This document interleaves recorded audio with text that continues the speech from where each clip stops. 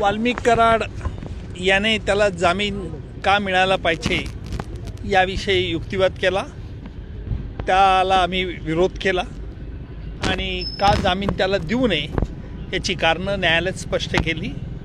त्याचप्रमाणे दुसरा आरोपी विष्णू चाटे यानेही मला या खटल्यातून मुक्त करावे, कारण माझ्याजवळ माझ्या विरोधात कुठलाही पुरावा नाही अशा तऱ्हेचा त्यांचा युक्तिवाद होता। त्यावर आम्ही न्यायालयाचं अनेक पुराव्यांकडे लक्ष वेधलं आणि त्याच्या विरुद्ध काय पुरावा आहे याची सविस्तर माहिती न्यायालयाला मी दिली। मकोकावरती देखील आक्षेप घेतला तर समजलं काम लावलं गेलं ते कसं लावलं गेलं, त्याचबरोबर सुनील केदी शिंदे याची जी मूळ फिर्याद आहे खंडणी संदर्भात त्यावरती देखील आक्षेप घेण्यात आला। अनेक मुद्द्यांवरती वाल्मिक कराडला जामीन का मिळावा याबद्दल त्यांनी युक्तिवाद केला होता। त्याला आम्ही सविस्तर युक्तिवाद न्यायालयात केलेला आहे। त्यांच्या अनेक शंकांना आम्ही उत्तर सरकारतर्फे दिलेलं आहे। त्याबद्दलचा निकाल न्यायालयाने 30 ऑगस्ट रोजी ठेवलेला आहे। त्यांचा एक मुद्दा असा होता की वाल्मिक कराडला अटकेच्या वेळेला त्याची अटकेची कारणं सांगण्यात आली नाही।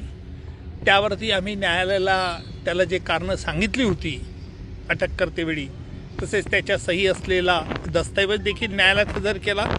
त्याचप्रमाणे वाल्मिक कराडचा जो जवळचा एक मित्र होता त्याला देखील ही अटकेची कारणं आम्ही दिली होती। त्या संदर्भात आम्ही न्यायालयाचे लक्ष वेधलं आहे। सुनील शिंदे यांच्या मोबाईलमधली जी ऑडिओ क्लिप आहे आणि त्यावरच सगळा बेस होता, ती त्या दिवशी रेकॉर्ड केलेली नाही, ती नंतर रेकॉर्ड केलेली आहे आणि ती त्या मोबाईलमधली नाही असा देखील युक्तिवाद आरोपीच्या वकिलाने करणार। आरोपीतर्फे असं म्हणण्यात आलं होतं की सुनील शिंदे याने जो वाल्मिक कराडचा मोबाईल फोन रेकॉर्ड केला होता किंवा त्याचा जो व्हिडिओ घेतला होता हा त्या तारखेला झालेला नाही।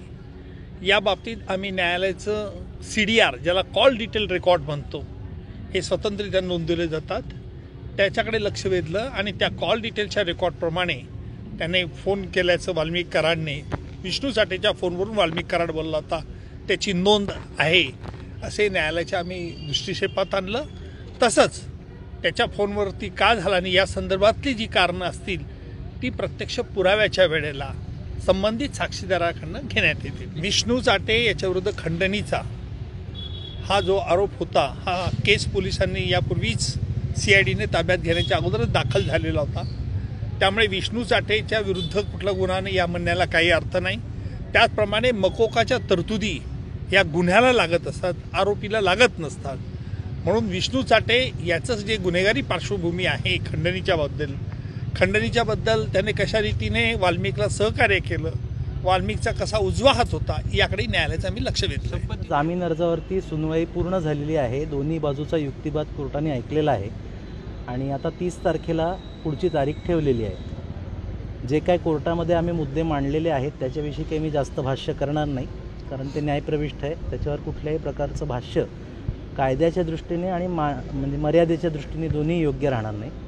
न्यायव्यवस्थेवर आमचा विश्वास आहे आणि पुढच्या तारखेला काय होतं बघूया। तर तुम्ही प्रामुख्याने यामध्ये एक ऑडिओ क्लिप बाबत तफावत दाखवली, मी नेमकं काय कोर्टामध्ये झालेल्या कोणत्याही युक्तिवादाविषयी कोणतंही भाष्य करणार नाही, कारण ते कायद्याला आणि मर्यादेला दोन्हीला धरून होणार नाही।